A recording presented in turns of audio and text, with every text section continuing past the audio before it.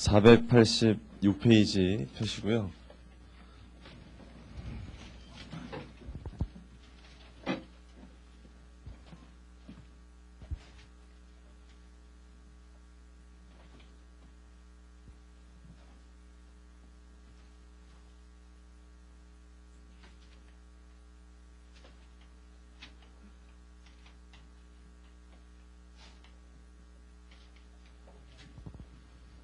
그 486페이지 보시면은 외화차입금에 대한 자본에 대한 금융비용이라고 나와 있는데 거기를 할 거고요. 밑줄을 하나 칠게요. 어디 보시냐면은 거기 네 번째 줄이요. 486페이지 네 번째 줄 끝에 보시면 이때 주의할 점은 해가지고 외화차입금과 관련해서 순수한 이자비용 성격 금액은 전액 자본화하지만 환율 변동 차손익은 이자 비용의 조정으로 볼 수 있는 부분만 자본화하며 초과 금액은 단기 손익으로 처리해야 한다는 것이다. 거기까지만 밑줄을 쳐놓으시고요. 다음 페이지 사례를 가지고 설명할 거예요. 487페이지 거기 네 번째 줄에 보시면 예컨대 해가지고 사례가 나와 있는데 그걸 볼게요.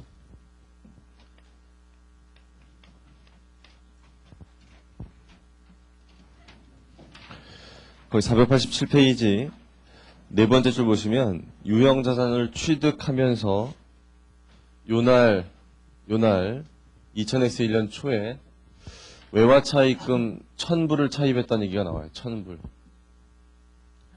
근데 그때 차입할 당시에 환율이 얼마였냐면 거기 밑에 나오는데 1000원이었어요. 그럼 요때 당시 환율이 1000원이면은 장부상의 차입금이 얼마로 기록됐겠어요? 곱하니까 100만원 이렇게 기록이 됐겠죠. 100만원으로. 그럼 요만큼의 금액을 차입해가지고 요거는 여기 사례에서 특정 차입금이에요.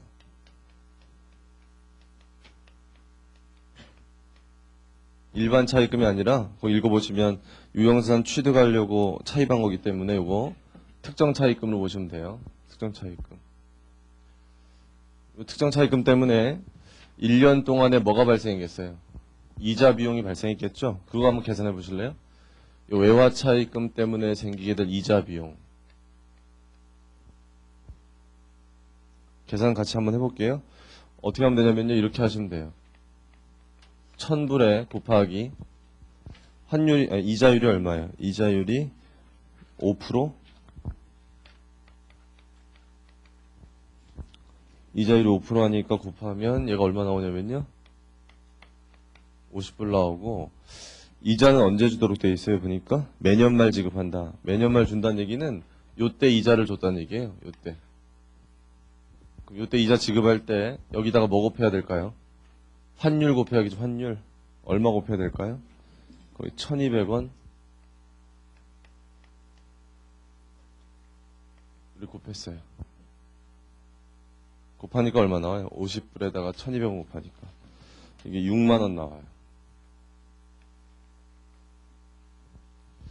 자, 그 얘기는 요 외화차입금 때문에 장부상 잡히게 될 이자 비용이 얼마란 얘기예요?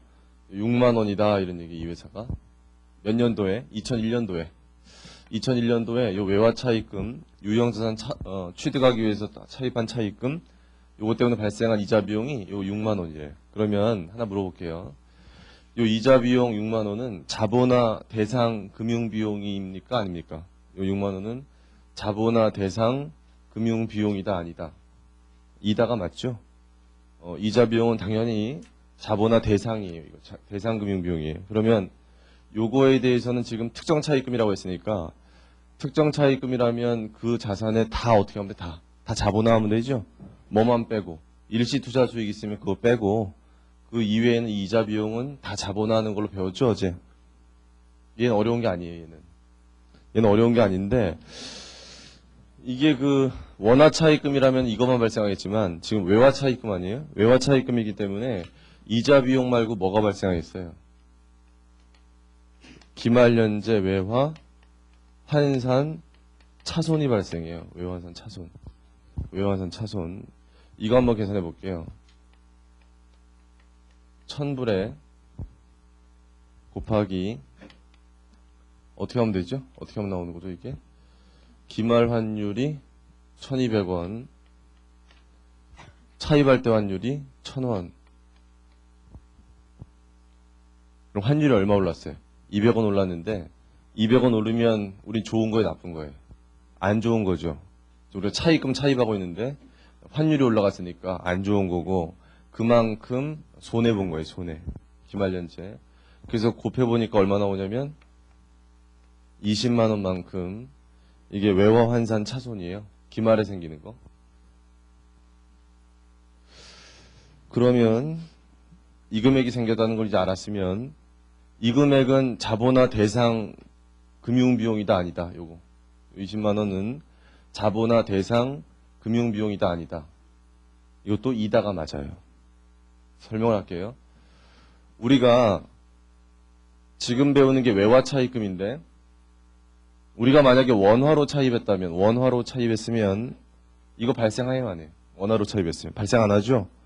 원화로만 차입했다면 이자 비용만 발생하겠죠? 원화로 차입했다면. 근데 외화로 차입했기 때문에 지금 이자 비용만 발생하는 게 아니라 환율 변동 때문에 이런 것도 발생한다 이런 얘기예요. 환율 변동. 이자 말고.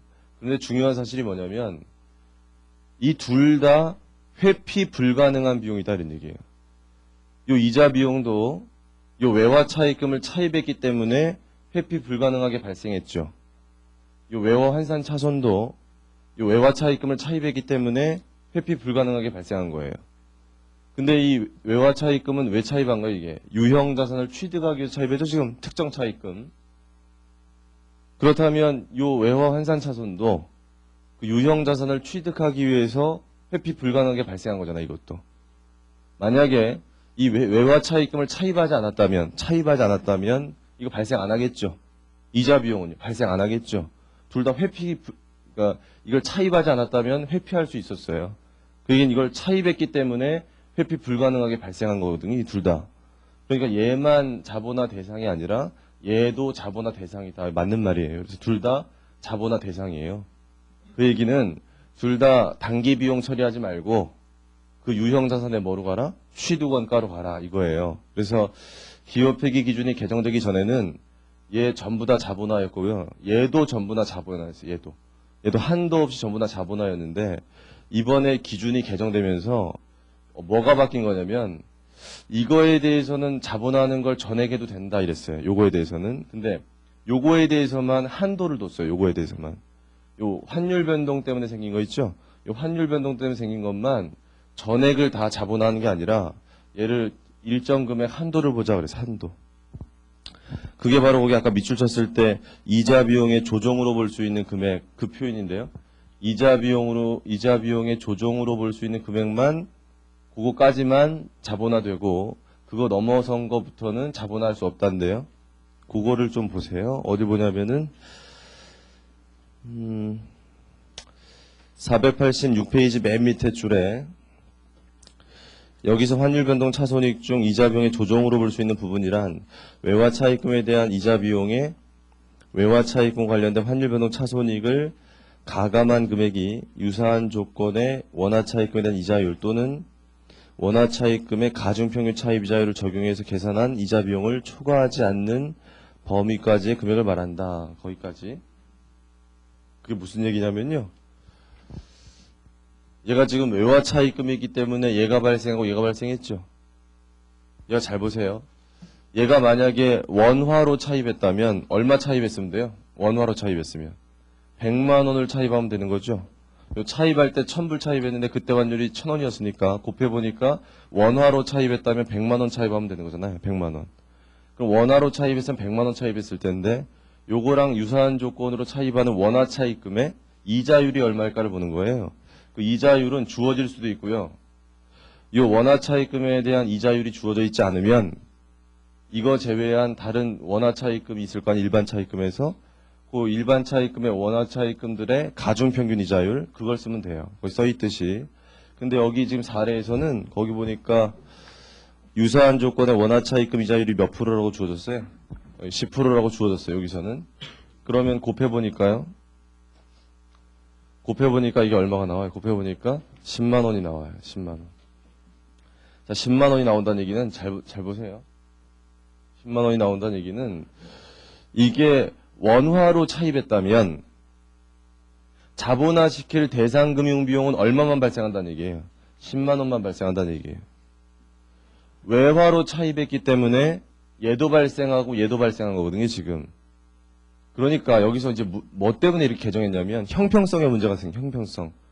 원화로 차입한 사람은 요거만 자본화할 거고 외화로 차입한 사람은 얘만 발생하는 게 아니라 얘가 발생하는데 이 환율 변동이라는 것은 환율이 어떻게 변하는지는 아직 모르잖아요. 우리가 불확실하죠. 심하게 변할 수도 있잖아요. 심하게 변하면 이 금액이 굉장히 커질 수도 있는데 이 금액이 커진다면 얘는 굉장히 자본화시키는 금액이 커져버리잖아요. 원화로 차입한 사람은 그런 거 발생 안 하는데 그럼 얘하고 형평성에서 차이가 나잖아요. 그러니까 얘를 자본화시키는 대상에는 포함시켜 주지만 유사한 조건의 원화 차입을 했을 때 생기는 이자 비용 금액을 넘어서까지는 할 수 없도록 하자. 취지가. 요거를 한도로 하자 그런 거예요. 그럼 잘 보세요. 10만 원이잖아요. 그럼 얘는 다 자본화시키는 거죠. 얘를 다 자본화시키려고 했더니 두 개 더 하니까 얼마? 26만 원이죠. 쟤를 넘게 되죠. 10만 원을. 그럼 이 중에서 얼마만 자본화가 된다는 얘기예요. 4만 원만 된다니. 4만 원만. 4만 원만 자본화가 된다는 얘기고 나머지 얼마? 16만 원은 단기 비용 가야 된다 이런 얘기예요. 이해하시겠습니까? 이렇게 어렵지가 않아요. 그래서 여러분 요거 이해하실 때 이렇게 이해하시면 돼요. 아, 외화로 차입한 놈과 원화로 차입한 놈을 비교했을 때 형평성이 있어야 될 거 아니에요. 얘만 자본화시키는 게 커지면 안 되잖아요. 그러니까 요거를 한도로 보자 이렇게 한 건데 주의할 거 하나 말씀드릴게요. 만약에 여기가요. 지금 6만 원이잖아요. 제가 그냥 가정해서 이 금액을 계산해 봤더니 12만 원이 나왔다고 제가 가정할게요. 이 금액이. 이 12만 원 나왔고 이 20만 원 나왔고 그럼 이 12만 원이 쟤보다 어때요? 10만 원보다. 크죠? 그러면 얼마 자본화 시키는 거예요? 10만 원? 12만 원이에요. 무슨 얘기냐면 여기서 이게 한도로 본다는 얘기는 요거를 자본화 시킬 때 한도로 본다는 얘기지 이자 비용을 한도로 본다는 거 아니에요. 이자 비용은 한도 보지 않고 다 자본화예요.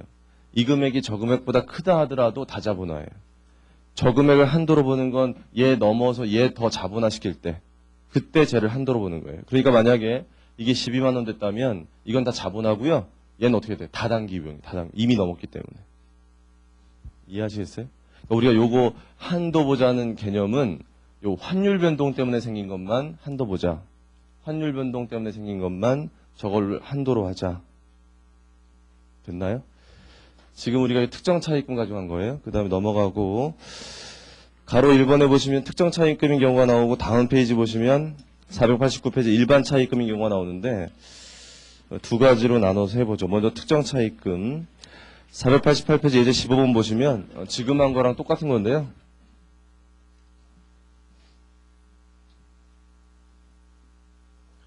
자료 좀 보세요. 주 진달래는 본사사업 관련해서 외화 차입금 1000불 차입했다. 특정 차입금이에요. 이자율 8%, 환율 나와 있고 몇 가지 계산해 볼게요. 일단 이자 비용 얼마일지 계산해 볼게요. 기말에 2001년 말에 이자 비용 얼마일까 계산해 보시면 1000불 1000불에다가 이자율이 8% 곱하니까 80불. 환율은 얼마 곱해야 되죠? 환율은 1020원. 곱하니까 얼마 나와요?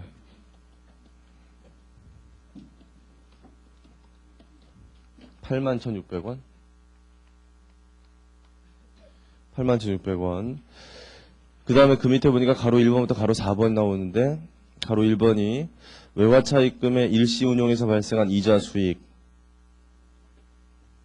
이게 지금 무슨 차입금이었죠, 이게? 특정 차입금이었죠. 특정 차입금을 일시 운용에서 생긴 일시 투자 수익이 있으면 그거 어떻게 하도록 돼 있어요? 이자 비용에서 빼도록 돼 있죠. 그거예요. 빼도록 돼 있다. 얼마 빼야 되냐면 5,000원. 어제 배웠어요, 이거는. 그 다음에 거기 밑에 보니까 이자율 변동 위험회피 거래에서 발생한 평가 차익과 거래 차익. 이거는 고급 회계 때 나오는 거라고 그랬죠. 사실 지금 안 해야 되는데 이게 기준서에 나와 있어서 여기다 집어넣어놨는데 어제 어떻게 생각을 하고 있죠? 이자율 변동을 위험회피하기 위해서 거래한 것은 그것 때문에 생기는 평가 차익과 거래 차익을 무슨 성격으로? 이자 성격으로 봐라. 이렇게 돼 있어요. 그럼 외화 차익금 때문에 이게 생겼다면 그 외화 차익금과 관련된 이자로 봐라 이런 얘기예요. 그러니까 그 이자가 차익, 이익이니까 여기서 어떻게 하면 되겠어요? 빼는 걸로 이렇게 해요. 그래서 이건 사실 고급 회계까지 다 공부하셔야 되는데 그리고 뺀다는 것만 기억하시고 빼니까 얼마가 되나 이게 72,600원이 돼요. 자, 요게 이제 뭐예요? 요게 자본화할 이자가 되죠. 요 72,600원이 전체에서 이거 빼고 난 다음에 그다음에 이제 환율 변동과 관련된 거 보시면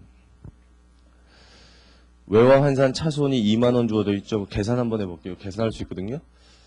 1000분의 2 곱하기 기말 환율이 1020원, 차입할 때 환율이 1000원 곱하니까 2만 원 나오죠 이렇게. 그래서 사실 이 금액 안 줘도 돼요. 거기 가로 3번은 자료를 안 줘도 여러분 찾아야 돼 이렇게. 외화 환산 차손 여러분 찾아야 돼 2만 원. 그다음 그 밑에 환율 변동 위험회피 거래에서 발생한 평가 차익과 거래 차익 역시 고급 회계 때 나오는 거고요. 환율 변동 위험회피를 하기 위해서 생긴 이런 차익은 역시 뭐로 보냐면 환율 변동 때문에 생긴 손익으로 봐요. 환율 변동 때문에 손익으로 보기 때문에 환율 변동 때문에 생긴 손익에서 네팅하도록 돼 있어요. 이게 차손이 2만 원 나왔으니까 여기서 얼마 빼면 되겠어요. 여기 차익 10,000원을 빼가지고 결국 환율 변동 때문에 생긴 이익, 손실은 차손은 10,000원이다 이렇게 찾도록 돼 있어요. 두 가지. 그럼 이렇게 다 찾았는데 이제 그럼 뭐 할 거냐면은 요 중에서 자본화 시킬 금액이 얼마냐 이걸 물어봐요. 특정 차익금인데. 그러면 요 자본화 시킬 금액은 얘는 한도 봐요, 안 봐요? 예. 72,600원은 한도 보는 거 아니죠. 요 환율 변동 때문에 생기는 요거만 한도를 보는 거예요. 요거만. 요 한도 안 보는 거예요. 그럼 얘는 다 자본하고요. 그럼 얘를 한도 볼 때 어떻게 보자 그랬죠? 얘를 한도 볼 때 유사한 조건에 원화 차입을 했다고 했을 때 생길 수 있는 이자 비용으로 하자 그랬죠? 그럼 요 이자율을 알아야 되잖아요. 그게 거기 이제 요구사항이 주어져 있어요. 요구사항에 1번 보니까 몇 프로일 때? 7%일 때 봐라. 한번 해볼게요. 7% 하니까 얼마가 되냐면 7만 원이 돼요. 자, 7만 원 자체가 얘보다 어때요? 얘보다 작죠? 그럼 얼마만 자본화해야 돼? 7만 원, 72,600원. 72,600원이에요. 얘를 한도 보는 거 아니라 그랬어요. 얘는 무조건 자본화예요. 이자 비용 성격이기 때문에 얘는 무조건 자본화. 그러면 얘는 어떻게 해야 돼요? 다단기 비용 해야죠. 이미 넘었잖아요, 제가 얘를. 그러니까 얘는 다단기 비용. 얘는 자본화. 이해돼요? 그 다음에 그 밑에 8%일 때. 8%면 얘가 얼마가 되는 거예요? 8만 원이 되니까 얘보다 크죠, 일단? 얘는 다 자본화, 일단. 얘를 추가로 자본화 할 거죠? 이게 차손이니까? 추가로 자본화 할 건데 얼마까지만? 8만 원 될 때까지만. 얼마예요? 7,400원만. 나머지는 단기 비용. 7,400원은 자본화. 이렇게 되는 거예요. 그렇게 어렵지 않죠? 그 밑에 9%일 때 9%라고 나오면 9만 원이잖아요. 9만 원. 뭐 얘보다 크니까 얘 다 자본화. 얘를 더할 수 있는데 다 더해도 안 넘죠. 다 더하면 돼요. 끝. 이렇게 되는 거예요. 됐죠? 여기까지? 하나 더 설명드릴게요. 만약에 이것도 잘 들으세요. 만약에 여기 그 차손이죠. 차손인데 요 환율 변동 관련된 이익이 여기 10,000원밖에 없잖아요. 근데 만약에 시험에서 환율 변동과 관련된 이익이 제가 마음대로 하는 거니까 4만 원이다. 5만 원으로 할까요? 5만 원이다. 그러면 오히려 이익이 더 크잖아요. 차손보다. 그러면 얘가 뭐가 되냐면 3만 원만큼 이익 성격이 돼요. 그러면 차손이 아니라 이제 차익 성격이 되잖아요. 그럼 환율 변동 때문에 생긴 이익이 있으면 이건 어떻게 할 거냐 이런 얘기예요. 그러면 얘는 자본화 시키는데 이 비용은 자본화 시키면 자산 금액을 크게 만드는 거죠. 얘는 분계가 이렇잖아요. 분계가 차변, 대변의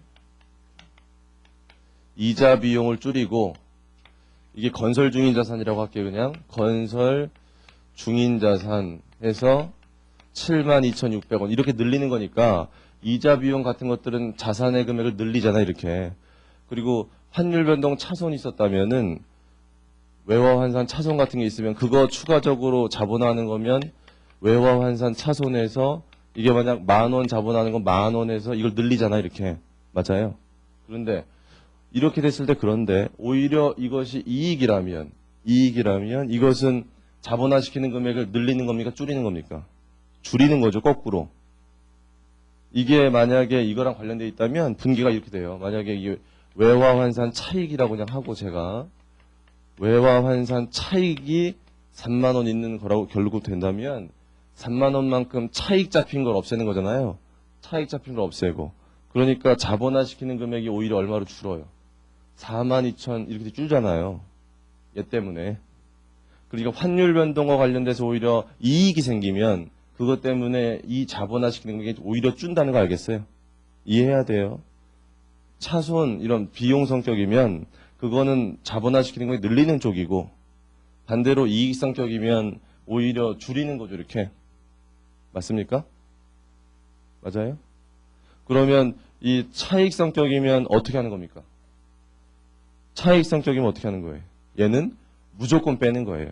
한도 그런 거 볼 필요 없어요. 얘가 이제 한도 성격인데 한도 얘는 발생하면 무조건 줄이는 쪽이잖아요. 그러니까 한도 고려할 필요 없이 무조건 빼면 돼요. 오히려 자본화시키는 금액을 줄이는 거기 때문에. 자주 나오는 건 아닌데 주로 손실일 때가 나오는데 손실일 때는 한도 보는 거 주의하면 되고요.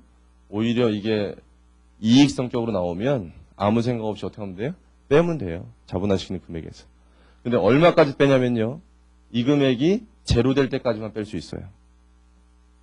자본화시키는 금액이 제로 될 때까지. 이 금액이 얘보다 크다 하더라도 제로 되면 더 이상 고려하지 않는 거예요. 그렇게 돼 있습니다. 그래서 정리를 그렇게 잘 하세요. 다 했어요. 특정 차익금은. 다시 한번 정리해드리면 이자 비용 성격은 어떻게 하라고요? 한도 고려할 필요 없이 다 자본화예요. 그냥. 얘가 환율 변동 손실이 나왔을 때 그때만 차손이 나왔을 때만 한도를 고려해서 자본화시키면 돼요. 오히려 차익이 나오면 그냥 빼면 돼요. 제로 될 때까지만. 넘어가시고 489페이지 일반 차익금인 경우로 갔는데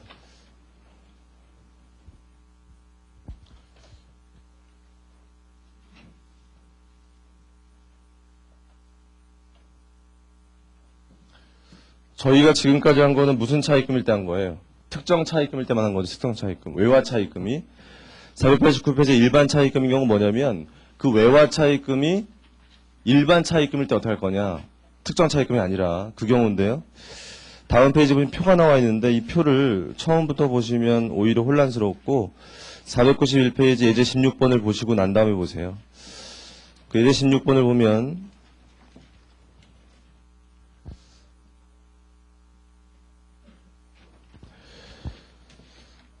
차익금이 일반 차익금이 주어져 있는데 외화 차익금이 있고 원화 차익금이 있어요. 그 얘기는 이 회사는 일반 차익금 중에 원화로 차입한 차익금들이 있고 외화로 차입한 차익금들이 있다 이런 얘기예요. 근데 우리가 어제 이 금융비용 자본화 공부할 때 전체 평균 지출액이 나오면 어제 이 평균 지출액 계산된 걸 가지고 어떻게 쪼갰습니까?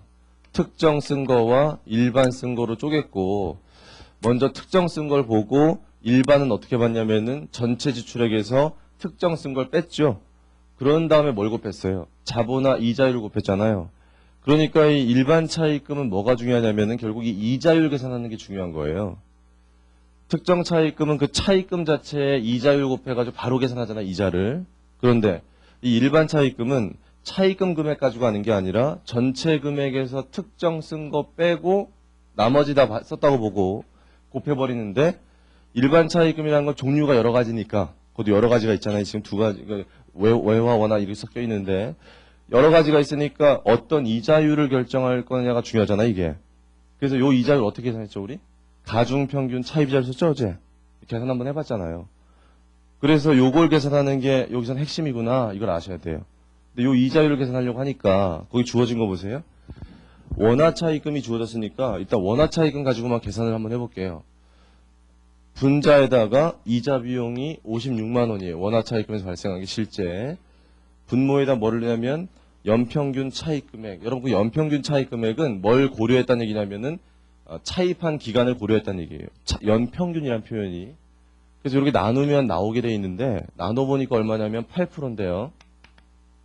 만약에 이 회사가 일반 차입금에는 원화 차입금밖에 없다면 여기다 몇 프로 집어넣으면 되는 거예요. 8% 집어넣으면 되는 거예요. 이렇게 그냥 답이에요 이게. 그렇게 하면 그냥 끝나는 건데 얘가 일반 차입금 중엔 뭐도 있대요. 외화 차입금들도 있대요. 거기 보니까 일반 차입금 중에. 그러면 평균 이자율 계산할 때 외화 차입금도 고려해야 될 거 아니에요. 당연히. 그랬는데 고려할 때 보니까 분자에다가 거기 보니까 이자 비용이고 환율 변동 차손익이 있고 원화 차입금 할 때는 환율 변동 차손익이 안 나왔죠. 여기에 분자에 없잖아요 거기. 그런데 외화 차입금일 땐 왜 나와요? 그게 당연하죠. 원화 차입금일 때는 이자밖에 없잖아요 당연히. 근데 외화 차입금이라면 이자만 발생하는 게 아니라 뭐도 발생해요. 환율 변동 차손익도 발생하니까 특정 차입금 할 때도 어떻게 했냐면은 이자 비용만 자본화시키는 게 아니라 환율 변동 때문에 생기는 것도 자본화시킨다 그랬잖아요. 그러면 일반 차입금에서도 이자 비용만 가지고 이자율 계산할 게 아니라 이자율 계산할 때 환율 변동과 관련된 변동 차손익도 이자율 계산할 때 포함시켜야겠다 이런 얘기예요. 일반 차입금은.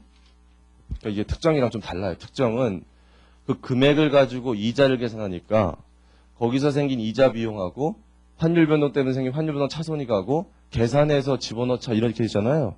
근데 일반 차입금은 얘는 전체 이자율 계산하는 거니까 이자율 계산할 때 원화 차입금은 이자 비용만 가지고 계산하는데 외화 차입금은 이자 비용뿐만 아니라 환율 변동 때문에 생기는 것까지 고려하면 이자율 달라질 거 아니에요.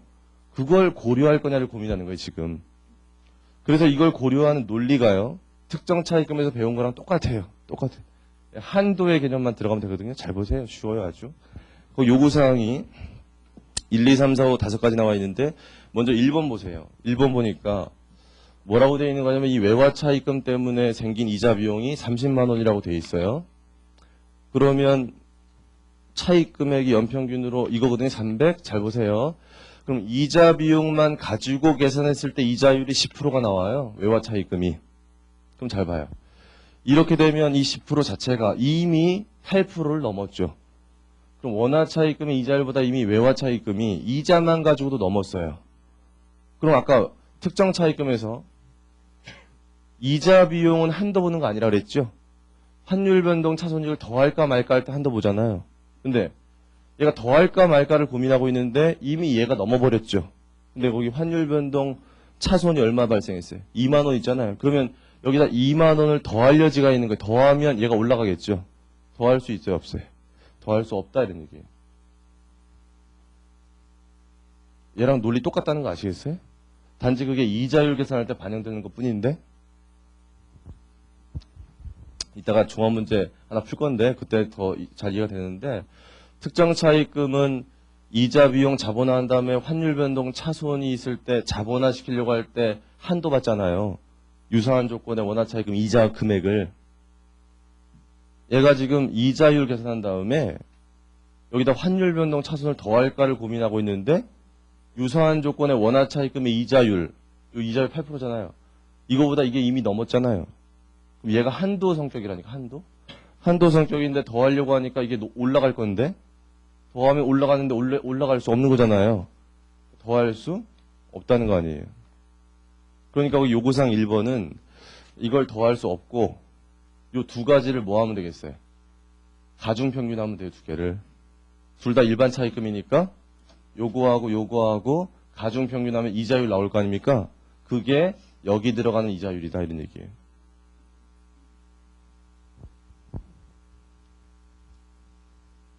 뭐 하는지 아시겠어요? 일반 차입금은요, 요 이자율 계산하는 게 핵심이라니까요, 이자율. 전체 지출액 중에서 특정 차입금 쓴 거 뺀 거에다가 이거 곱할 거예요. 근데 이거 곱하려고 하니까 일반 차입금에 원화 차입금도 있고 외화 차입금도 있잖아요. 그럼 원화 차입금은 이자 비용만 가지고 이자율이 계산이 되는데 외화 차입금은 이자 비용 말고 환율 변동 차손익도 있다 이런 얘기예요. 요거를 더할까 말까를 고민하고 있는데 이미 이자 비용만 가지고 계산된 이자율 자체가 얘를 넘었으면 더하면 안 될 거 아니에요. 얘랑 똑같은 논리로 더하면 안 되니까 안 더하고 두 개 평균 내면 된다. 이게 요구사항 1번. 그 밑에 요구사항 2번은 얘가 똑같아요. 이미 넘었어요. 이미 넘었는데 걔는 뭐라고 돼 있어요? 옆에 환율 변동 차익. 차익이라고 하는 건 이거를 늘리는 겁니까? 줄이는 겁니까? 줄이는 거라고 방금 전에 얘기했죠?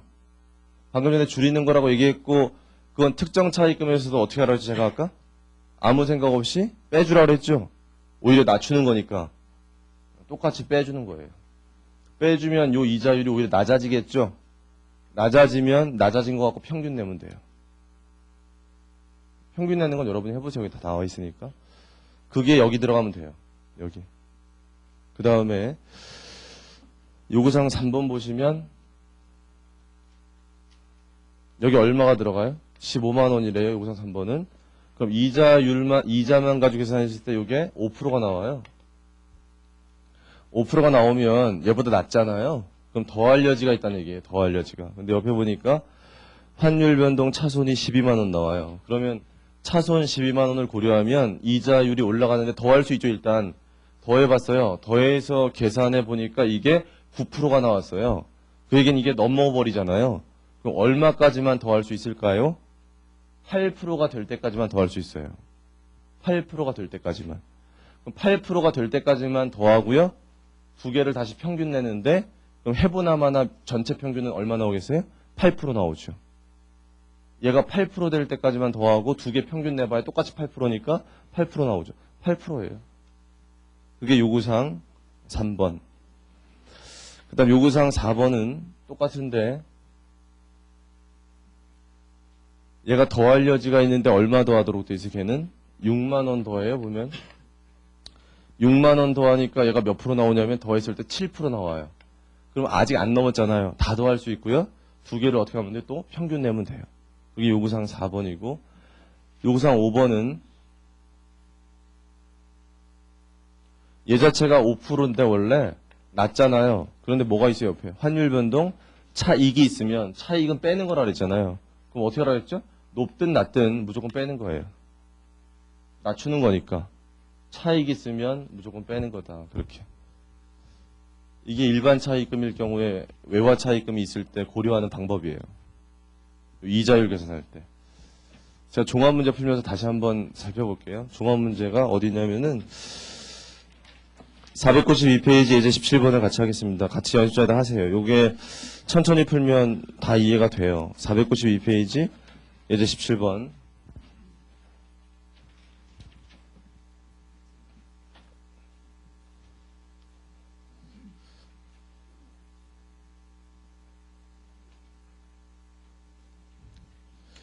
자, 예제 17번 푸시면서 어제 저쪽에다 적어드렸던 거 있죠? 접근 순서. 그거를 잠깐 얘기해 볼 테니까 같이 생각을 해보세요. 금융비용 자본화 문제를 봤다. 제일 먼저 뭐 생각을 하랬죠? 금융비용 자본화 문제 보면 자본화 대상자산이 뭔지 알아야 돼. 자본화 대상자산. 여기서 뭐죠? 공장 건설하고 있으니까 그 공장이죠. 공장. 건설 중인 자산. 거기에 자본화를 시킬 거예요. 지금. 그러면 그 대상자산을 파악했으면 그 대상자산에 대한 뭐를 계산해야 돼요? 평균 지출액을 계산해야 돼요. 해보세요. 지출액. 자료 보니까 1월 1일과 7월 1일. 2000X 1년이에요, 지금. 그래서 1월 1일, 7월 1일 300, 600.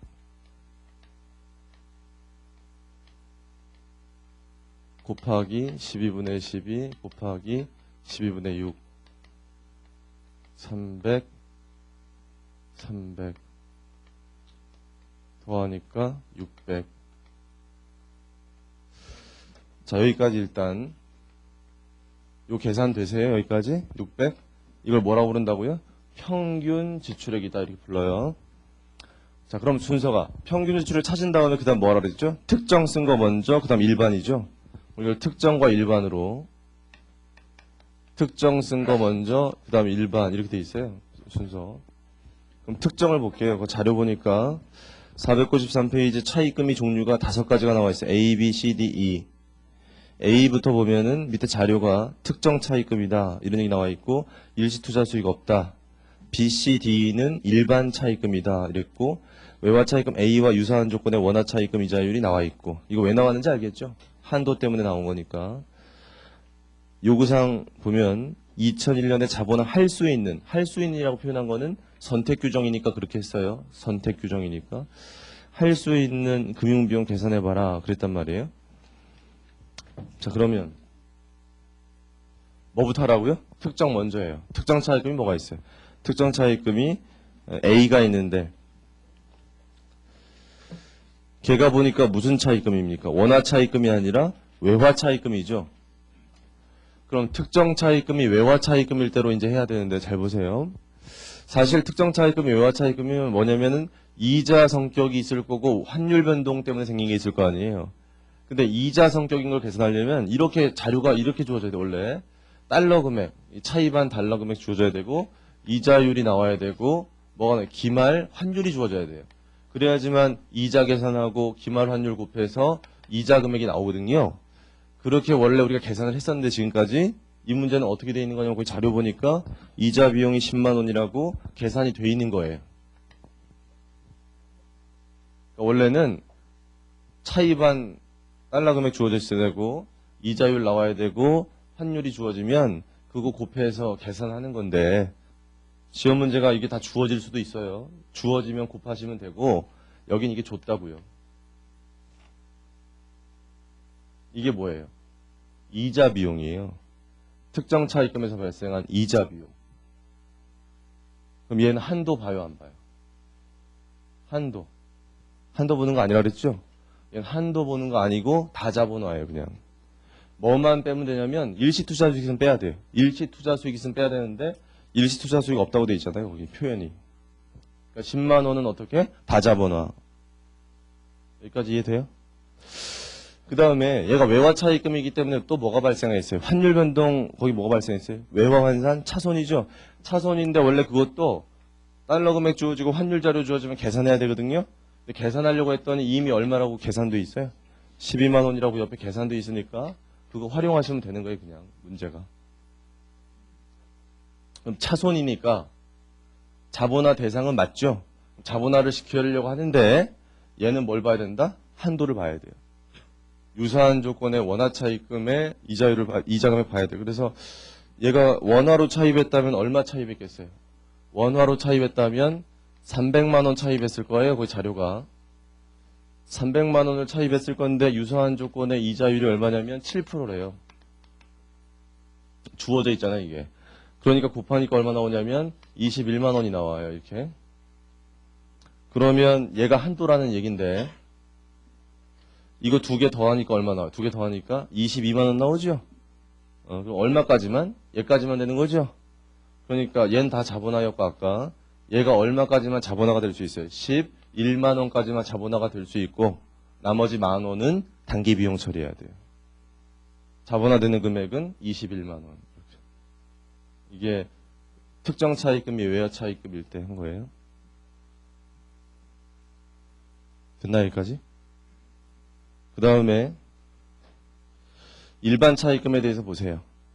자, 일반 차입금은 어떻게 하라고 됐어요? 일반 차입금은 전체 지출액 중에서 특정 차입금 쓴 거 빼는 거죠? 그럼 얼마에서? 600에서 얼마 빼는 거예요? 여기 300이었죠, 300. 300을 빼는데 1년 내내니까 12분의 10이에요. 이렇게. 맞나요? 그러면 일반 차입금을 썼다고 할 수 있는 금액이 얼마가 나오는 거냐면 300이 나와요. 그럼 300은 일반 차입금을 썼는데 그렇게 보는 거예요. 300만 원 정말로 일반 차입금 썼나요? 300 일반 차입금 썼는지 안 썼는지 우리 몰라요. 모르는데 썼다고 가정하는 거예요. 그리고 나서 이자율을 곱하니까 그래서 얘는 이거 다 계산한 다음에 뭘 봐야 된다 나중에? 한도 봐야죠, 한도. 어제 봤던 거.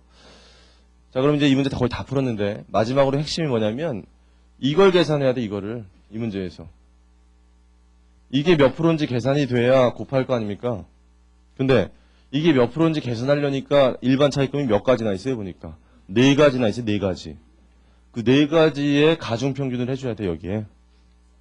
복잡하죠, 아주. 근데 게다가 더 복잡한 거는 일반 차입금 중에 보니까 원화 차입금도 있고 외화 차입금도 있고 섞여 있어요, 이렇게. 그랬을 때 어떻게 할 거냐 이거예요, 지금. 천천히 할게요.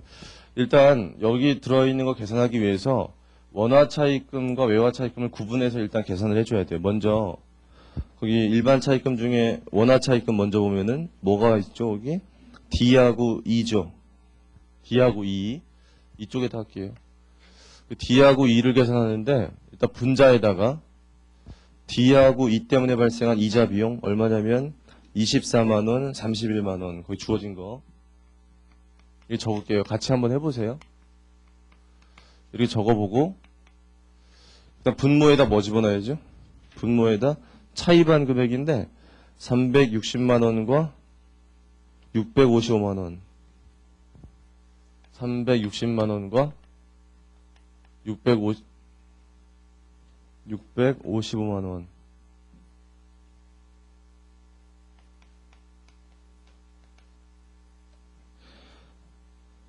그랬을 때 요렇게 하고 바로 계산하면 맞아요, 틀려요? 요렇게 하고 바로 계산하면 틀린다는 얘기 어제 강조했죠. 반드시 뭘 고려해줘야 돼? 차입한 기간 고려해줘야죠, 이렇게. 이거. 다시 한번 얘기하지만 요 31만 원이요. 요 금액이요. 몇 개월치이자예요, 요게. 요게 몇 개월치이자? 6개월치이자예요. 1년치가 아니라. 맞나요? 그 31만 원이 이게 1년치가 아니라니까요. 6개월치. 그러면 이 전체 금액을 6개월 동안에 평균 내야 되고 고래해서 계산해 줘야 나와요.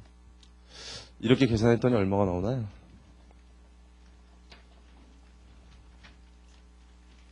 8%.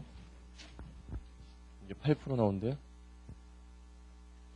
자, 그 다음에 이제 뭐 할 거냐면 외화 차입금이요. 외화 차입금 때문에 생긴 걸 계산하는데 외화 차입금 때문에 생긴 게 B하고 C 이자 비용이 얼마씩이냐면 5만 5천 원과 12만 5천 원.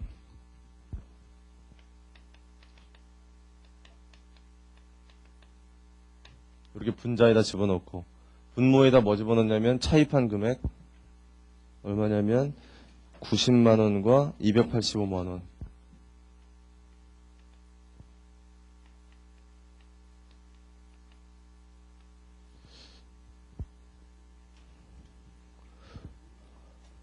그 다음 뭐 해줘야 돼? 이렇게 바로 계산하면 틀리고요. 뭐를 해줘야 돼요? 차입한 기간을 고려해줘야 되죠, 이렇게. 이 몇 개월치예요, 이게? 10개월치. 얘도 몇 개월치예요? 10개월치예요. 잘 계산해보세요, 10개월치. 이렇게 계산하는 게 중요한 거예요, 이게. 이렇게 하니까 몇 프로가 나오냐면은 5.76%?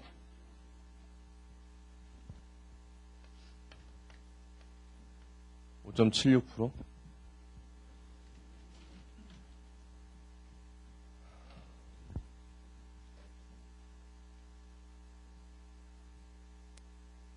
자, 여기까지 됐어요? 자, 우리가 왜 여기서 일반 차입금을 처음부터 다 평균 안 내고요. 원화 차입금과 관련된 거와 외화 차입금과 관련된 걸 구분하게 해서 이렇게 해야 되냐면은 여기서 뭘 검토하려고 하는 거냐면은 요 이자 비용만 가지고 계산했을 때 하고 여기다 추가적으로 뭘 더할 여지가 있는 겁니까? 환율 변동과 관련된 차손을 더할 수 있는데 그걸 더할 건지 말 건지를 판단하려면 얘랑 비교해 봐야 되거든요. 비교해 보니까 얘가 얘보다 작으니까 더할 수 있구나 이런 거죠. 더할 수 있구나. 그런데 여기 보니까 환율 변동 관련된 차손이 네팅하면 얼마 나와요? 거기 보니까 차익이 13만 원, 차손이 15만 원 하니까 네팅하면 2만 원이죠. 차손이. 그럼 더한다는 얘기인데 이걸 더하니까 얘가 커지겠죠. 커지되 얘를 못 넘는데 더해보나 마나 얘는 안 넘어요. 안 넘는데 더하니까 얼마 나오냐면 6.4%인가 나올 거예요, 아마. 이건 해보시면. 그럼 이게 얘보다 낮으니까, 아, 더 할 수 있구나. 판단 다 끝났어요. 그럼 이제 뭐 하면 돼요? 이거 두 개를 다시 평균 내면 돼요. 두 개를 다시 평균 내는 건 이렇게 하는 거예요. 여기 두 개 더하니까 얼마예요? 두 개 더하니까 55만원. 이거 두 개 더하니까 얼마냐면 18만원. 요거 더하니까 얼마냐면 2만원. 다 더하고, 분자 다 더하고. 그 다음에 분모는 요거 더하니까 얼마 나오나요? 687만 5천원. 687만 5천원. 이거 더한 거예요, 두 개. 요 밑에 것도 더하니까 얼마 나오냐면은 312만 5천원. 이렇게 하면 돼요. 이렇게 해서 나누기 하면 나오는 건데, 이렇게. 그랬더니 몇 프로 나와요? 7.5% 나오더라. 다 했어요, 이제.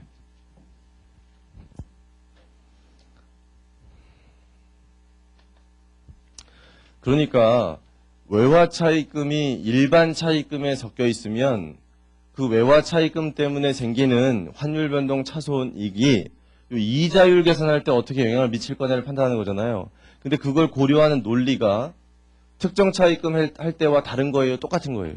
똑같죠? 똑같은 논리예요. 똑같은 논리.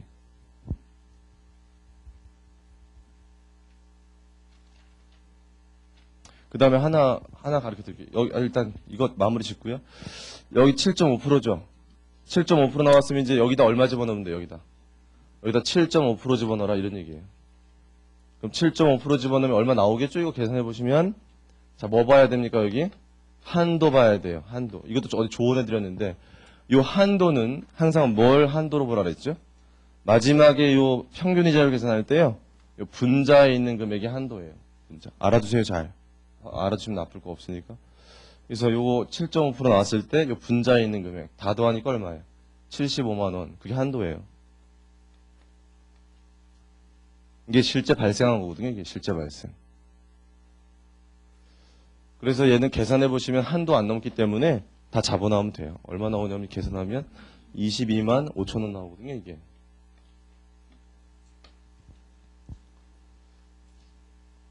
자, 이 문제 푸니까 외화 차익금과 관련된 어떤 적용하는 것들이 더 잘 이해되실 거고요. 잘 활용하시고. 하나 조언해 드릴게요. 뭐냐면은 시험 문제에서요. 얘가 특정 차익금이잖아요. 특정 차익금일 때 유사한 조건의 원화 차익금의 이자율이 주어졌잖아요. 이 문제는. 주어지니까 그거 쓰면 돼요. 주어지면. 근데 만약에 시험에 안 주어졌다고 생각해 보세요. 이게 이 문제에서. 이 7%라는 게 안 주어졌다. 말이 없었다. 그럼 몇 프로 쓰는 게 맞을까요? 이 문제에서 이게 주어져 있지 않았었다. 그럼 몇 프로 써야 돼요? 이 회사가 일반 차입금 중에 원화 차입금 있잖아요. 일반 차입금 중에 원화 차입금의 가중평균 이자율 있죠. 요 8%. 그거 쓰는 거예요.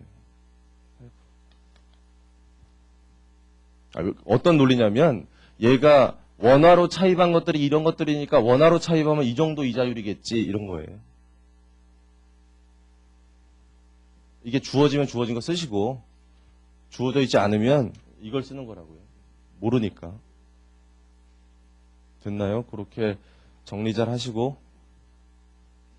지울게요. 지우고 분계 한번 보세요. 여기.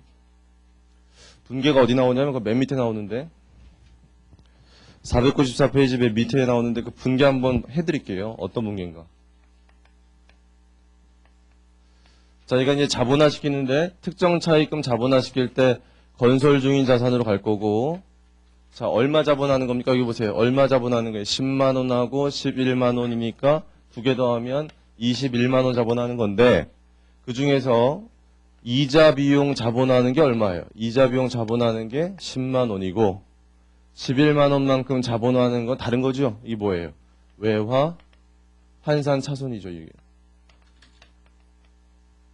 이 분계 이해하시겠어요?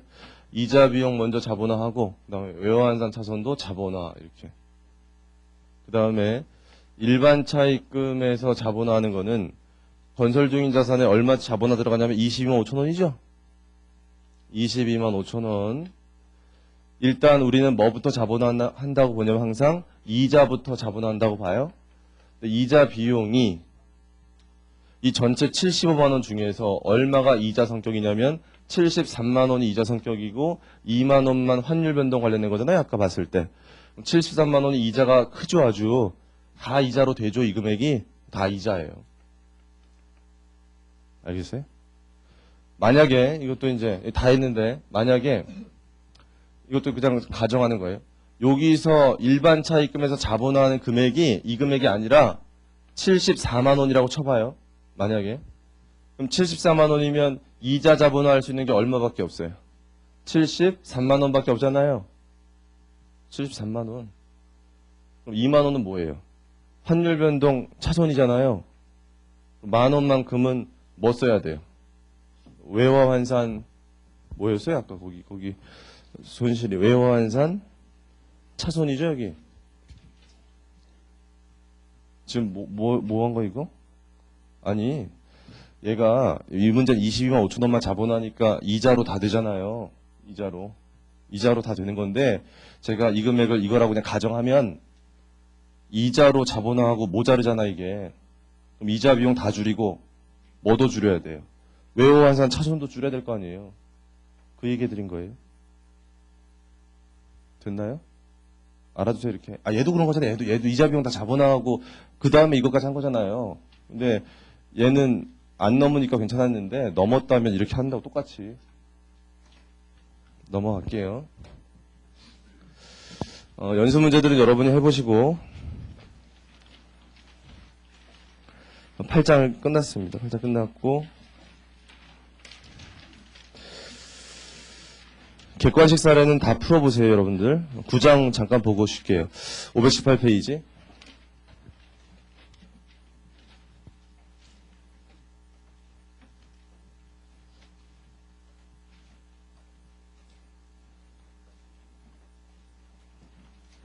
(518페이지) 무형자산의 의의. 보세요.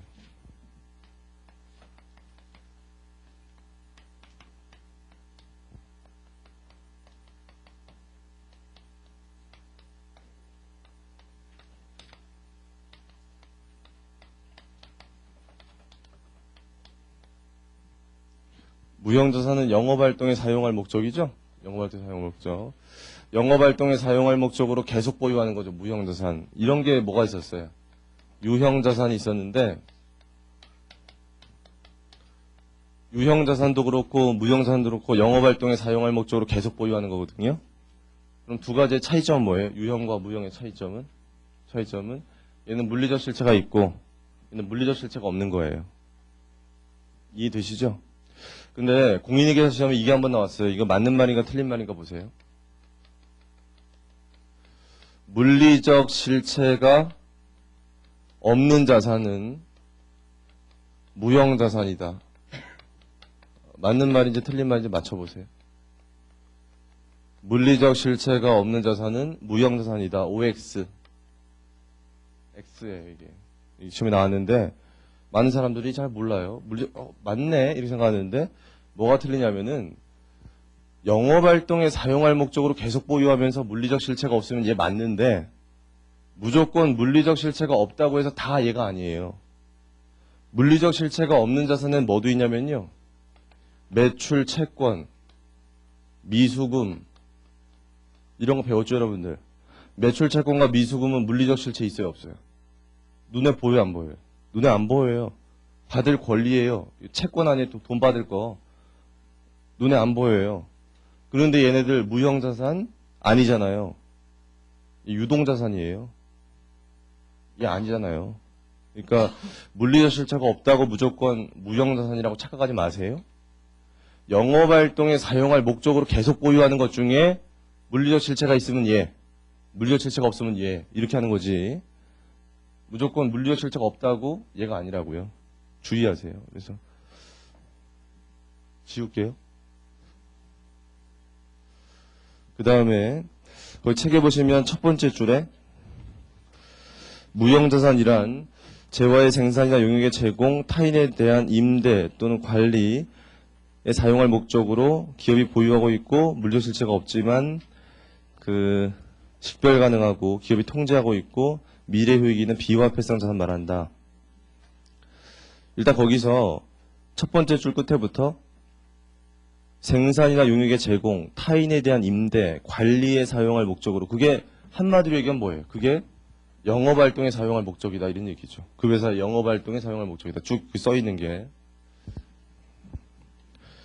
나머지는 다 이해되실 것 같은데, 비화폐성 자산이 뭔지 아세요? 비화폐성? 화폐성, 비화폐성. 여기 좀 가르쳐 드릴게요. 어차피 해야 돼요, 한 번은. 화폐성, 비화폐성. 어디 있는지 책에 있는 데에서 가르쳐 드릴게요. 나중에 나오니까. 여러분 책 뒤에 있는데 몇 페이지 보시냐면은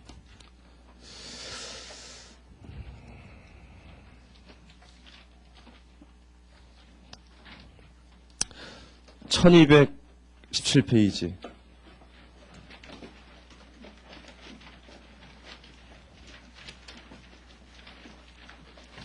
(1217페이지) 펴세요. 이거 알아야 되기 때문에 미리 하는 거예요. 1217페이지 거기 화폐성, 비화폐성 나와요. 확인하시고 밑줄 칠게요. 거기 네 번째 줄에 화폐성 항목이란 기간이 경과하거나 화폐 가치가 변동하더라도 항상 일정액의 화폐액으로 표시되는 항목으로서 화폐 가치 변동에 따른 구매력 손익이 발생하는 걸 말한다. 거기까지. 그다음에 계속 읽어보면 비화폐성이란 화폐 가치가 변동해도 화폐 가치가 변동하면 가치 변동하는 걸로써 일정액의 화폐액으로 확정되지 않은 걸 말한다. 거기까지 밑줄 치면 되고요. 다음 페이지 보시면 사례가 있어요. 1218페이지에 그 표가 있는데 그 표 되게 중요한 거예요. 그 중요하고 화폐성과 비화폐성은 구분할 줄 알아야 돼요. 시험에도 나와요. 시험에 나오기 때문에 구분할 수 있어야 되는데 일단 화폐성의 대표적인 걸 몇 개만 볼게요. 거기서 뭐가 있냐면 채권 있고 그 다음에 투자 채권도 있고 현금도 있고 뭐 이런 것들이 화폐성에 보니까 비화폐성을 보니까 그 옆에 자산 중에 재고자산, 단기 매매증권 있고 그 다음에 뭐가 있냐면 유형자산, 무형자산 이런 게 있어요. 유형, 무형. 뭐 거기 여러 가지 다 있으니까 보세요. 제가 예를 들어 설명할 거니까.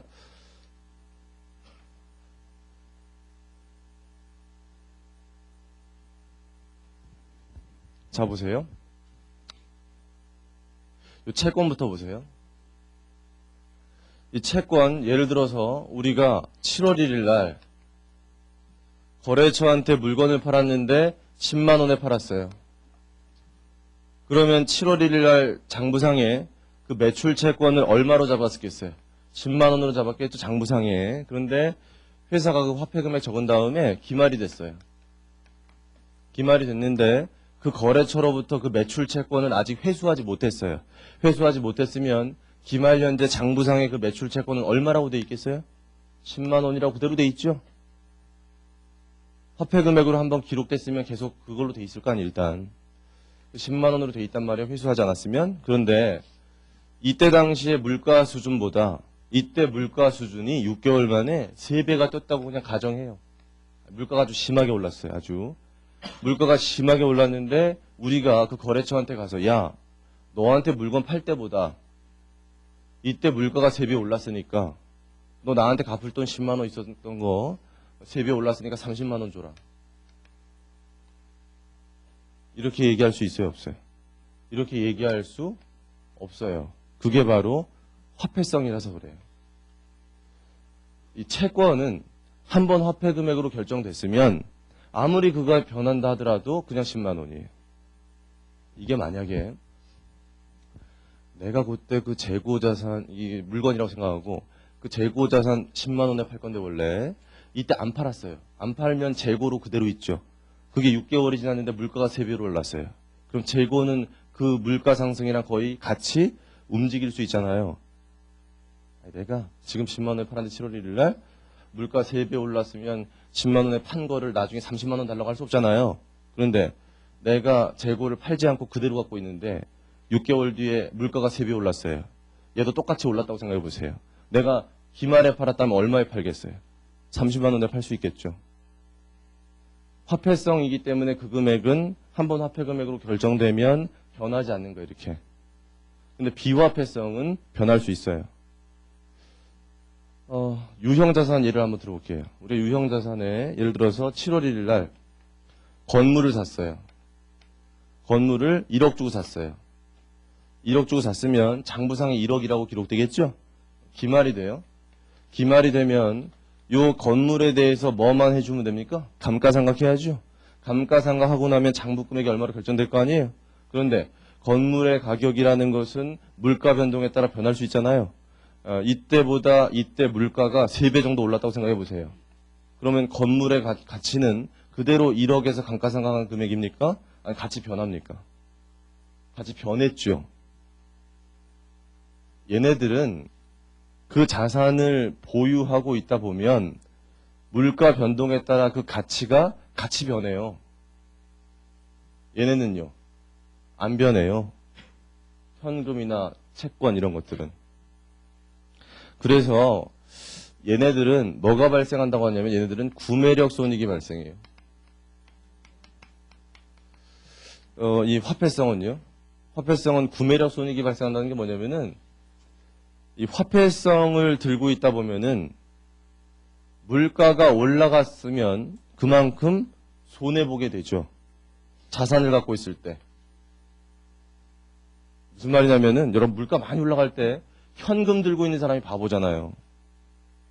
물가 많이 올라가는데 현금 들고 있으면 손해보는 거죠. 손해보는 거. 현금으로 그때 살 수 있는 구매력이 기말되면 구매력이 그만큼 떨어지겠죠. 동일한 화폐 금액으로 물건을 살 수 있는 양이 기말이 되면 물가 올라갔으면 떨어질 거 아니에요. 그게 구매력 손실이라고 하는 거예요. 그러니까 이 화폐성에서는 뭐가 발생하겠다? 구매력 손익이 발생하는구나. 이렇게 알 수 있고요. 그 다음에 비화폐성은 보유 손익이 발생해요. 이 비화폐성은 보유 손익이 발생한다. 무슨 얘기냐면은 비화폐성은 얘를 들고 있다 보면 좋은 일이 생겨요. 얘네들은 들고 있어봐야 좋은 일 안 생겨요. 현금을 계속 들고 있는다고 갑자기 현금이 화폐 가치가 변해요? 우리 10만 원짜리 막 들고 있다 보면 20만 원 돼요? 그렇게 안 되잖아요, 이게. 화폐 금액이 변하지가 않는다니까요. 거래처한테 받을 돈 10만 원을 계속 보유하고 있는다고 해서 이게 20만 원 되는 거예요? 아니잖아요. 계속 10만 원이잖아요, 그냥. 알겠죠? 무슨 말인지 얘가. 얘네 보세요. 얘네는 들고 있다 보면은 그 가치가 변할 수 있죠. 단기 매매 증권은 뭐냐면 주식이나 채권이잖아요. 얘 갖고 있는데 시가가 올라가면 올라간 거 아니에요, 이거. 그만큼 보유이익 생기는 거잖아요, 보유이익. 그래서 얘는 우리 기말년제 무슨 법으로 평가해요? 시가법, 공정가액법이니까 뭐가 생기냐면 단기 매매 증권 평가 차익, 평가 차손 생기죠? 평가 차익 생기는 그 평가 차익이 보유이익이에요. 단기 매매 증권 평가 차익 배웠잖아요. 그게 보유이익이라니까요. 그 다음에 건물 같은 것도 들고 있다 보면 가치가 올라가면 이익 생기잖아요, 이렇게. 시가평가는 안 하지만 우리가. 그러지만 변하긴 변하잖아요. 비화폐성들은 이렇게 변할 수 있는 거예요. 이해됐어요? 구분할 줄 아셔야 돼, 이제. 거기 한번 볼까요? 같이. 다 구분해 드릴게요. 거기 화폐성부터. 현금 및 현금성 자산이 화폐성이라는 거 아시겠죠, 이제? 그 밑에. 주식채권. 이 채권이 화폐성이라는 거 아시겠죠? 화폐 금액으로 고정돼 있어요. 선급금. 선급금이 그 옆에 고정계약일 때와 고정계약이 아닐 때가 있는데 선급금이라는 건 언제 발생하는 겁니까? 선급금. 선급금이라는 건 이런 거예요. 우리가 어떤 물건을 10개 사기로 했어요. 거래처에서. 10개를 사기로 했는데 한 개당 1,000원에 사기로 했어요. 한 개당. 그럼 우리가 그 거래처한테 줄 돈은 얼마죠? 10,000원을 줘야 되는데 야 계약금으로 10% 걸게. 10%. 그럼 계약금으로 얼마 건 거예요? 1,000원을 걸었죠. 그러면 현금이 얼마 나가는 거냐면 계약금 걸 때 1,000원 나가고요. 물건 사려고 먼저 준 돈을 선급금이라고 해요. 나중에 이 물건 사오게 되면은 그게 매입이라고 치고 매입할 때 10,000원 발생하는데 선급금 잡아놨던 거 얼마 없어져요? 선급금 1,000원 없어지고 9,000원만큼 뭐 주면 돼요? 현금 주면 되죠. 자, 이런 게 선급금인 거 알죠, 여러분들? 근데 제가 지금 예를 든 이 선급금이 고정계약일 때 선급금입니까? 고정계약이 아닐 때 선급금입니까? 이게 고정계약일 때 선급금이에요. 고정계약하고 선급금 줬다는 얘기는 그 물건의 가격을 결정했다는 얘기예요. 10개를 한 개당 1,000원에 사기로 결정하고 나서 선급금 준 거는 고정계약 한 거예요. 고정계약 안 했다는 얘기는 그 물건의 가격을 결정하지 않고요. 그냥 계약금 1,000원 줄게 이렇게 한 거예요. 10개를 얼마에 살지 모르겠지만 그냥 계약금 1,000원 줄게 이렇게 한 게 고정계약 아닐 때. 그러면 이 선급금이라는 건요, 특별한 언급이 없으면 고정계약 하고 주겠습니까? 고정계약 안 하고 주겠습니까? 고정계약 하고 주죠. 여러분 어디 가서 계약금 줄 때, 야 그거 얼마에 하자. 그리고 계약금 주지. 야 그거 얼마인지 모르겠지만 그냥 계약금 먼저 줄게. 이렇게 안 하죠 다. 그러니까 고정계약 하고 나서 계약금 주는 거예요 이렇게. 근데 이 고정계약하고 계약금 주는 1,000원은요, 더 이상 화폐성이 아니에요. 얘는 비화폐성이 되는 거예요. 왜냐하면 얘는 더 이상 1,000원의 화폐 금액이 아니라 이 물건 한 개예요. 아무리 물건 가격 변해도 이미 계약했기 때문에 1,000원에 사는 거예요. 그러니까 고정계약 하고 줬다면 이건 비화폐성이고. 이해했어요? 고정계약을 안 하고 줬다면 아무 생각 없이 그냥 1,000원만 준 거니까 그건 뭐로 봐야 돼? 그냥 1,000원으로 봐야죠. 고정계약 안 하고 그냥 1,000원만 줬으면 이건 화폐 금액에 불과하고요. 나중에 물건 가격 변하면요, 물건 가격 더 줘야 돼요. 고정계약 안 했기 때문에. 그러면 화폐성이에요. 이게. 잘 생각해 보시고. 그래서 시험 문제에서 선급금이 나왔는데 특별한 언급이 없으면 뭐로 봐야 될까요? 선급금이 나왔는데 특별한 언급이 없으면 비화폐성으로 봐야 돼요. 일반적으로 비화폐성이기 때문에. 넘어가고. 그럼 이제 투자채권. 이 투자채권이라는 건 두 가지가 있을 수 있는데, 만기 보유 증권이 있고 매도 가능 증권 있잖아요, 우리. 뭐가 화폐성일까요? 둘 중에. 만기 보유 증권이 화폐성이고요. 매도 가능 증권은 화폐성 아니에요. 만기 보유 증권이 화폐성이에요. 만기 보유 증권.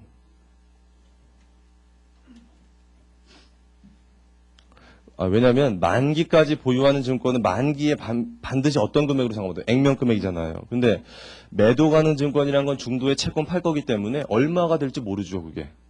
화폐 금액이 변할 수 있단 말이에요. 그래서 그렇게 정리하시고, 그다음 미수 수익 나와 있고, 옆에 보시면 선급 비용 나와 있고, 밑에 보면 미지급 비용 나와 있고, 옆에 선수 수익. 얘 전혀 모르겠죠, 뭔지.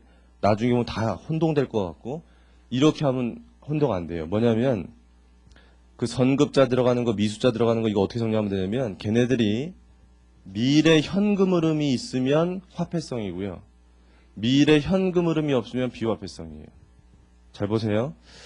미수수익 잘 보세요. 미수수익은 미래 현금 흐름이 있어요, 없어요?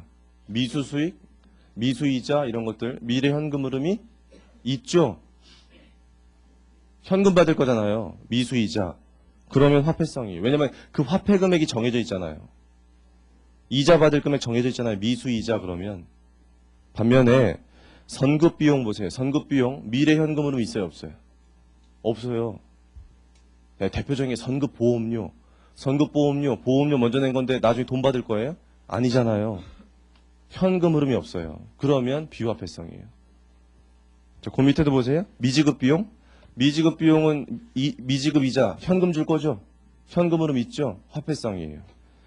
선수 수익 대표적인 건 선수 임대료 같은 거거든요. 선수 임대료 먼저 받았죠? 나중에 현금 줄 겁니까? 아니죠.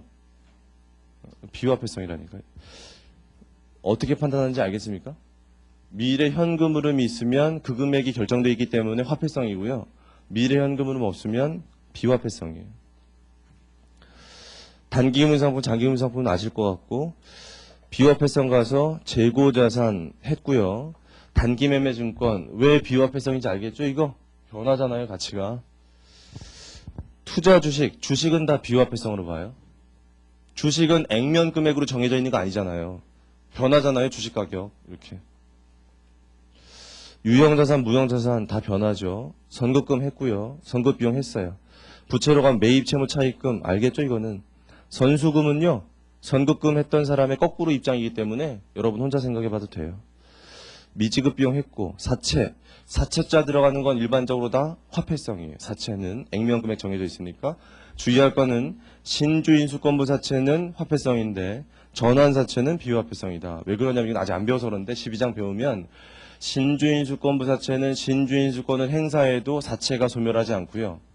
전환사채는 전환권 행사하면 사채가 소멸해요. 주식으로 바뀌거든요. 그때 배우시면 알게 되니까 그때 배운 다음에 잘 보시고 선수금은 넘어가고 제품보증 충당부채가 충당부채 오늘 할 건데 이 충당부채들이 뭐냐면 미래현금 흐름이 없어요. 미래현금 흐름 없기 때문에 비화폐성이에요. 다 했습니다. 그 밑에 자본은 다 비화폐성으로 보시면 되고요. 그 밑에 동그라미 2번 보시면 이익잉여금은 어느 쪽에도 구분되지 않는다. 왜 그러냐면은 이익잉여금이라는 건 뭐가 쌓이는 곳이에요. 단기순이익이 쌓이는 곳인데 단기순이익에는 화폐성과 비화폐성이 막 섞여 있어요. 이렇게 섞여 있기 때문에 그걸 굳이 어느 한쪽으로 구분하는 게 타당하지 않다 해서 구분하지 않아요. 여기까지 이 정도 해가지고 여러분들 시험에 어떤 항목들 어떻게 시험에 나오냐면 다음 중 화폐성 항목이 아닌 것은 이렇게 물어봐요. 그럼 찾을 수 있어야 돼요. 자, 그 다음에 한 가지만 더 얘기 드릴게요. 어차피 여기서 그 외화환산이라는 거 있죠? 외화환산. 외화환산이라는 것은 무슨 거래했을 때 하는 겁니까? 외화환산. 외화환산은 무슨 거래했을 때 하는 거예요? 외화거래가 있어야 하는 거죠? 외화거래. 외화거래가 있을 때 외화환산하는 건데 화폐성에서 외화환산하는 거예요? 비화폐성 외화환산하는 거예요? 외화환산은 화폐성에서 한다? 비화폐성에서 한다? 화폐성에서만 하는 거예요. 비화폐성에서 안 해요. 얘. 그걸 가르쳐 드릴게요. 외화환산 화폐성에서만 하는 거예요. 화폐성에서만. 예를 들어 드릴게요.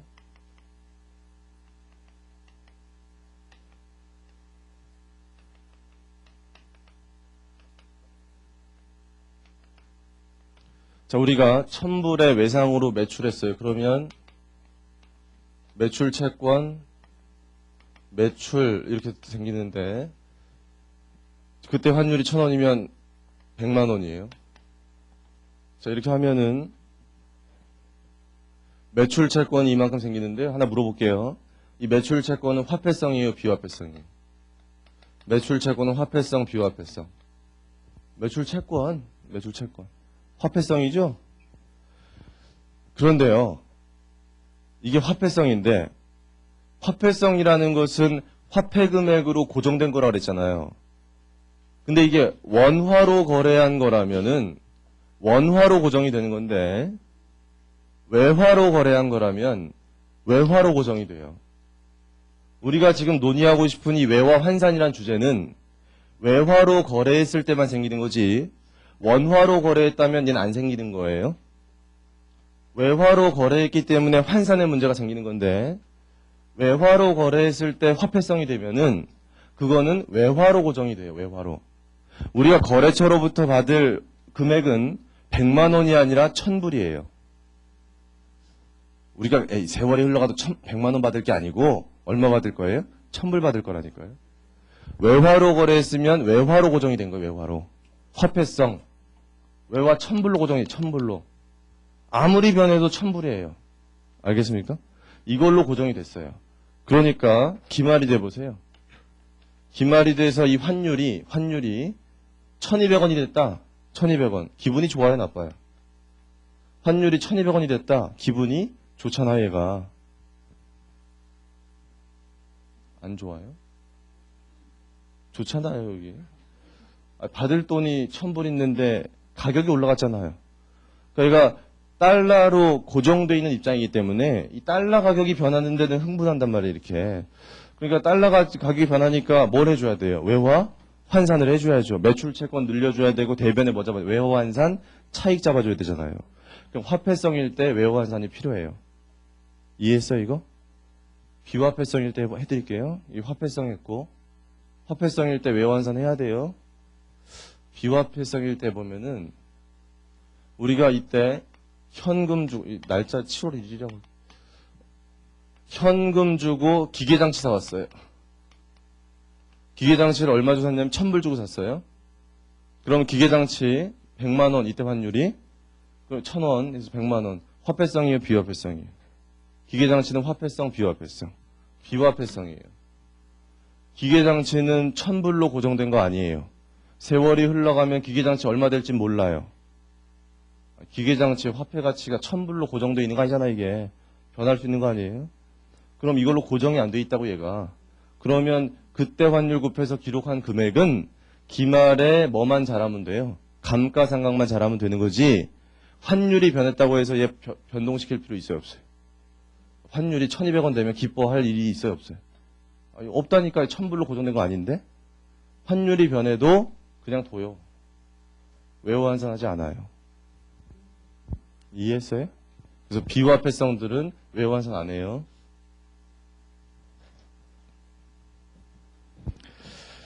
그러니까 시험 문제에서 이렇게 물어볼 수가 있어요. 이게 화폐성을 물어볼 때 그냥 화폐성을 물어보는 게 아니라 이렇게 구매력 손익이 발생하는 것은, 그럼 뭐 물어보는 거예요? 구매력 손익이 발생하는 것은 화폐성 말하는 거고, 외화 환산하는 것은 화폐성 말하는 거예요. 보유 손익이 발생하는 것은 비화폐성 말하는 거예요. 표현이 보유 손익은 비화폐성, 구매력 손익은 화폐성, 외화 환산도 화폐성에서만 해요. 정리 잘 하시고 다시 앞으로 가셔서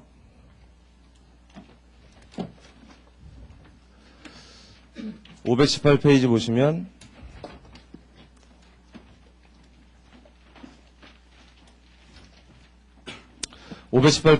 이제 거기 제1절에 세 번째 줄에 미래 효익이 있는 비화폐성 자산을 말한다. 이해하시겠어요? 무형자산이 비화폐성이라는 거 아시겠어요? 유형하고 다 비화폐성 넘어가고요. 그 밑에 동그라미 1, 2, 3에서 나와 있는데 여러분이 잘 기억하실 건 동그라미 1번 식별 가능성, 그것만 잘 기억하시면 돼요. 동그라미 1번의 식별 가능성. 동그라미 2번과 동그라미 3번은 혼자 읽어보시는데요. 한번 복습해 볼게요. 여러분, 자산의 요건이 뭐 있어요? 우리 일반적인 자산의 요건이 4가지가 있어요. 복습해 보시면.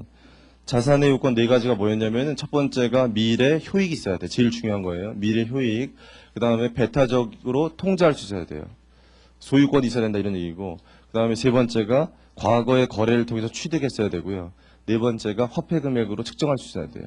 그 4가지가 있는데 여기 보니까 동그라미 2번의 자원에 대한 통제와 동그라미 3번의 미래 효익은 자산의 요건에 있는 거잖아요. 얘가 지금 무형 자산이니까 당연히 이런 요건에 만족하는 거 당연하죠. 강조한 거에 불과해요. 그런데 식별 가능성이라는 건 여기만 나오잖아요. 왜 무형 자산에서 식별 가능성이라는 얘기를 적극적으로 해준 거냐면 눈에 보이지 않기 때문에 그래요. 다른 자산들은 눈에 보이니까, 아니, 그러니까 유형 자산 눈에 보이잖아요. 눈에 보이니까 얘를 식별 가능성 얘기할 필요 없잖아요. 눈에 보이는데 뭐 있네 이렇게. 근데 무형 자산 눈에 안 보이니까 이 무형 자산이 자산이 되려면 식별 가능성이 있어야겠다, 이런 얘기 해주는 거예요. 식별 가능성. 그 식별 가능성이란 건 뭐라고 생각하시면 돼요? 같은 말이 분리 가능성이에요.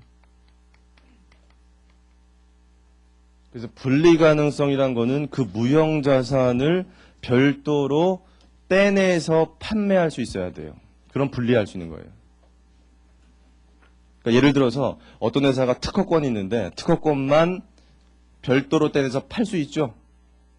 특허권만 처분할 수 있잖아요. 그러면 그게 분리 가능한 거예요. 그래서 이 식별 가능성을 만족하지 못하는 무형 자산이 딱 하나 있는데 그 분리 가능성을 만족하지 못하는 무형 자산, 이거 만족하지 못하는 게 영업권이 그래요. 영업권이 이걸 만족하지 못해요. 식별 가능성. 뭐냐면은 회사의 영업권을 회사와 분리해서 영업권만 팔 수 없어요. 영업권을 회사랑 떼내면요, 그 영업권의 가치가 없는 거죠. 그 영업권이라는 게 존재하는 건 그 회사에 뭔가 무형의 가치가 있기 때문에 뭔지 모르겠지만 뭔가 더 우수하기 때문인데 회사는 그대로 두고 영업권만 떼서 팔 수가 없잖아요. 그러니까 이 영업권이 분리 가능하지가 않아, 이게. 식별 가능하죠. 그래서 이거 나중에 뒤에 가서 얘기할 텐데 이 영업권이라고 하는 게 우리가 말하는 이 무형자산, 이 무형자산 이제 규정이 있는 게 무형자산 기준서예요. 이 무형자산 기준서가 기준서 몇 호냐면요, 제 3호인데요. 이 무형자산 기준서 3호에서 규정하는 무형자산의 범위에는 영업권이 포함되지 않아요. 이 요건을 만족하지 못하기 때문에. 그래서 영업권이 여기 무형자산 기준서에는 규정이 안 돼 있어요. 이 영업권이 무형자산 기준서에 규정이 안 돼 있으니까 많은 사람들이 이거 무형자산이라고 배웠는데 무형자산인데 여기서 규정이 안 돼 있으면 무형자산 아닌가 보네 이렇게 착각하는데 그게 아니라 요 기준에서 말하는 무형자산은 포함이 안 되고요. 그 대신 얘는 어디 규정이 돼 있냐면 가르쳐 드릴게요. 어디 있냐면 거기 책에 528페이지 보세요. 528페이지가 아니라 530페이지. 530페이지 보시면 부의영업권이라고 돼 있고 밑으로 더 내려가면 분계 있고 분계 밑에 보세요. 밑줄 쳐놓으세요. 어차피 해야 되니까. 기업인수 합병 등에 관한 회계처리 준칙에서는 부의영업권을 무형자산 차감 항목으로 표시한다. 거긴데 거기서 나오는 게 규정이 이름이 뭐예요? 기업인수 합병 등에 관한 회계처리 준칙이라는 거 나오죠. 거기에 규정이 돼 있어요. 거기에 여기에 규정된 게 아니라 거기에 규정돼 있다. 조금 이따 다시 한번 얘기할 테니까요. 그렇게만 알아두시고 앞으로 가셔서 정리하고 잠깐 쉴 거예요. 518페이지 보시면 이제 식별 가능성이라는 얘기 다 했고 519페이지 보시면요. 519페이지에 거기 세 번째 줄 끝에 미래 경제적 효익을 가져오는 지출이 발생하였더라도 인식기를 충족하는 무형자산이나 다른 자산이 획득 또는 창출되지 않는다면 그 지출은 항상 비용으로 인식해야 된다. 그래서 그 밑에 점점점점에서 네 가지 나와 있는데 첫 번째 점은 창업비와 개업비 얘기고요. 창업비, 개업비. 그 밑에는 교육훈련비. 그 밑에가 광고선전비. 맨 밑에가 있는 게 구조조정 비용이에요. 구조조정 비용. 자, 이게 뭐냐면은 거기 열거되어 있는 것들을 하나같이 여러분 잘 생각해 보세요. 그런 지출은 미래 효익이 있어요, 없어요? 직원들 교육 훈련 왜 시켜요? 뭔가 잘해보려고 시키는 거죠? 광고 왜 하는 거예요? 수익 창출에 기여할 것 같아서 하는 거죠? 그 다음에 창업했다. 회사가 창업비를 써야만 창업하는 거잖아요. 창업을 했기 때문에 회사가 존속하는 거니까. 그게 미래 효익을 줄 것 같잖아요. 조금은. 그런 생각 들죠? 조금씩? 그럼 얘네들이 미래 효익을 줄 것 같으면 자산 잡아야 돼요? 비용 잡아야 돼요? 자산 잡아야죠. 원래 우리 개념이 어떤 지출이 생기면 미래 효익이 있을 것 같으면 자산 잡는 거고 미래 효익이 없을 것 같으면 다 비용 처리하고 이렇게 하는 거잖아요. 자산 잡았던 것도 미래 효익 주면 그때 비용 처리하는 거죠. 미래 기간에 상각하는 거니까. 근데 얘네도 그렇게 할까 생각해 봤더니 얘네는 그렇게 안 하고 다 비용 처리하래요. 왜 그러냐면 얘네들의 특징은 하나같이 불확실해요. 그 미래 효익이 언제까지 주는지도 모르겠고 그 미래 효익을 어떻게 배분할 건지도 모르겠고 불확실하기 때문에 자산 잡았다 비용 처리하는 회계 처리가 힘들더라. 그러니까 지출돼서 다 어떻게 하자? 다 비용 처리하는 거예요. 거기서 제일 주의할 거는 창업비예요. 왜냐하면 창업비는 개정되기 전까지는 자산이었어요. 이번에 개정되면서 비용으로 바뀌었어요. 그래서 걔가 제일 주의해야 돼요. 창업비. 그렇게 하시고 밑에 보시면 종류 나와 있는데 영업권이 제일 중요하다고 표시해 놓으시고 그 밑에 제일 시험에 잘 나오고요. 영업권. 그 다음 밑에 있는 개발비가 그 다음에 잘 나오고요. 산업재산권은 혼자 보시면 되고요. 기타 무형자산은 나중에 설명을 드릴 테니까 한 번씩 읽어보시면 돼요. 그 다음 그 밑에 바로 밑에 보시면 중요한 문제가 동그라미 1, 2번 나와 있죠. 동그라미 1, 2번 보시면 여러분 이거 좀 이따 쉬는 시간 쉰 다음에 설명드릴 건데 유형자산 공부할 때 중요한 두 가지가 뭐였죠?